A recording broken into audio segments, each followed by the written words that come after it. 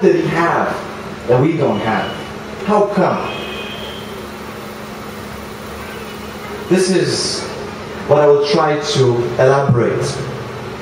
One of the things that my brothers and sisters had was he had understanding of what was being said. The Quran is a miracle. How did the Quran influence me personally? Number one, from the Quran I learned the reality of our Creator. Who is God? Who is Allah? Who is Allah subhanahu wa ta'ala? You look at all the religions in the world, everyone, how do they describe the Almighty? Who is Allah subhanahu wa ta'ala? This was the beginning of the journey of discovering who God is. Allah subhanahu wa ta'ala says in the Quran, and this is something very deep, Laysa kamithli shay. There's nothing, Laysa kamithli shay, nothing like Allah subhanahu wa ta'ala, nothing. This is a very, very deep point in understanding our Creator. Ayatul Kursi. Allah2.m4v huwal qayyum la ta'khudhuhu sinatun wa la nawm lahu ma fis samawati wa ma fil ard. Allah la ilaha illa hu al-hayy al-qayyum la ta'khudhuhu sinatun wa la nawm. No slumber overseas. He doesn't get sleepy, my brothers and sisters. He doesn't get tired. He's watching us all the time. Do you understand the greatness of our Creator? Do you understand the beauty of our Lord that we're worshiping? Allah subhanahu wa ta'ala is described as Ar-Rahman. Every Quranic chapter except one starts with Bismillahir Rahmanir Rahim. How many times in the Quran Allah calls himself Ar-Rahman, Allama al-Quran? Do we understand this attribute of our Creator? He is merciful, the most merciful. This has to have such a huge implication on our lives, because mercy is the greatest characteristic. The greatest characteristic. Mercy. And Allah subhanahu wa ta'ala is Ar-Rahman. Allah subhanahu wa ta'ala is Al-Wadud. He's the most loving. Do we know that Allah loves? He loves the good. He loves us, those who are worshipping Him. Do you feel that Allah loves you? This is something very important. Because by knowing Allah, we should love Him. By worshipping Allah, Allah told us, if we follow the true path, that He will love us. Like He loved Muhammad sallallahu alaihi wasallam, like He loved the righteous people. He will give us some of that love.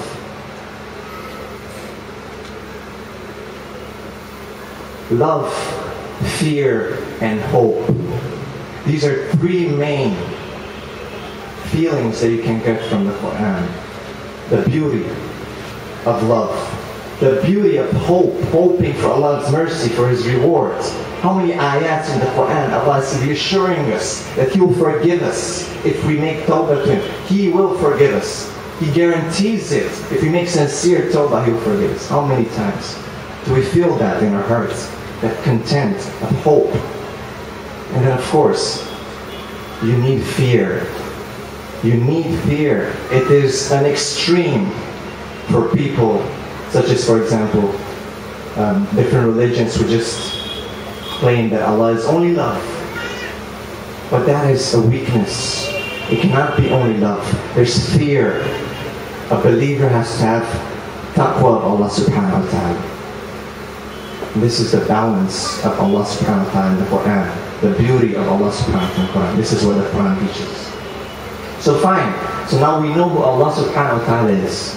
We know who our Creator is. We know who we're worshiping.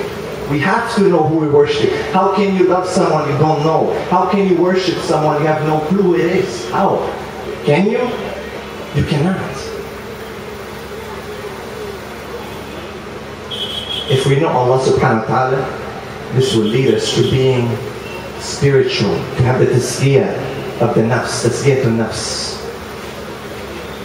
Allah subhanahu wa ta'ala says in the Quran, وَنَنَزِّلُ مِنَ الْقُرْآنِ مَا هُوَ شِفَاءٌ وَرَحْمَةٌ لِلْمُؤْمِنِينَ.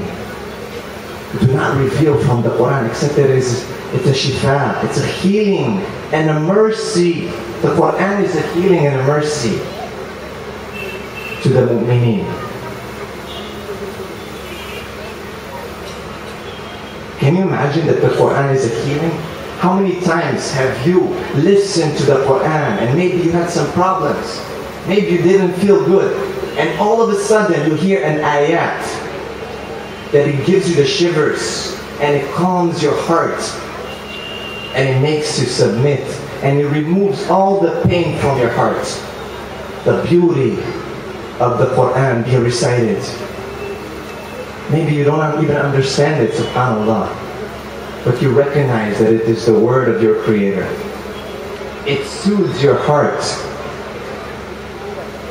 My brother Abdul Latif gave me a nice example. He said, there's two feelings that we have that always haunt us, and that is sorrow and fear. Sorrow, it's of what happened yesterday, of the past, and fear, it's what's going to come tomorrow. And really, the Quran, if you read the Quran, and you let the Quran enter your heart, it will remove the sorrow and the fear.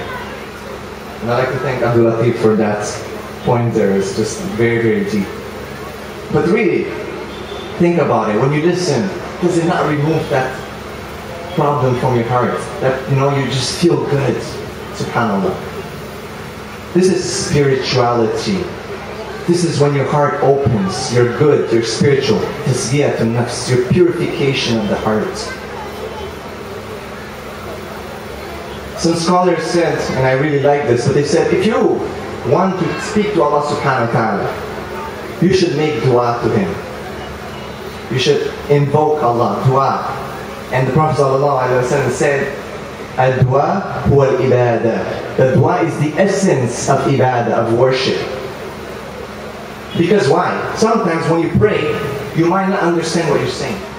Sometimes you're praying and shaitan comes to you and says, I forgot something in your prayer. SubhanAllah. But when you make dua to Allah subhanahu wa ta'ala, you know what you're going for. You're so concentrated. You're the most concentrated. When you make sujood and you make dua to Allah, and that's the closest place you are to Allah subhanahu wa ta'ala, you're concentrated. That's why the dua huwa al-ibadah. That's what the Prophet Muhammad ﷺ. When you want to speak to Allah, you make dua. When you want Allah subhanahu wa ta'ala to speak to you, you read the Quran. Because Allah, it's Allah's words there. It's kalamullah. The speech of Allah subhanahu wa ta'ala is the Quran.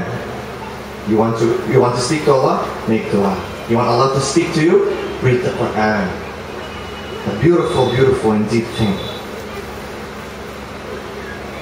Spirituality is something very important. You cannot, and I'm telling you, you cannot. It is impossible if you follow the sunnah of Rasulullah ﷺ to just take care of your body, to just make movements in your prayer without actually feeling it, without having it in your heart. There's body, mind, spirit. If you don't feed your spirit, what will you be? You'll just be a person who makes movements. But there's a big difference, and I want to make a very, very, very strong point here. Spirituality according to Quran and Sunnah.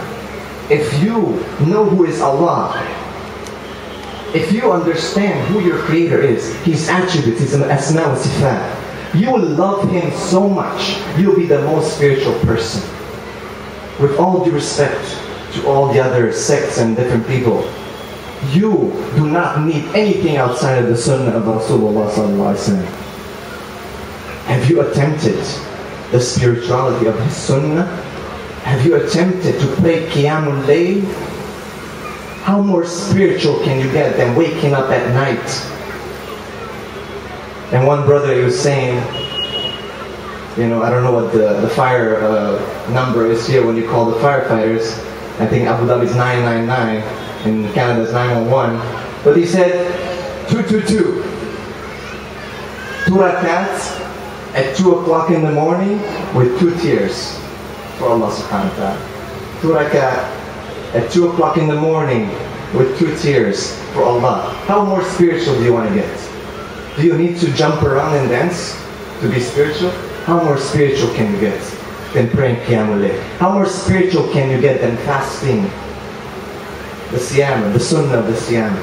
How more spiritual can you get of doing the dhikr of Allah subhanahu wa ta'ala? The remembrance of Allah. How more spiritual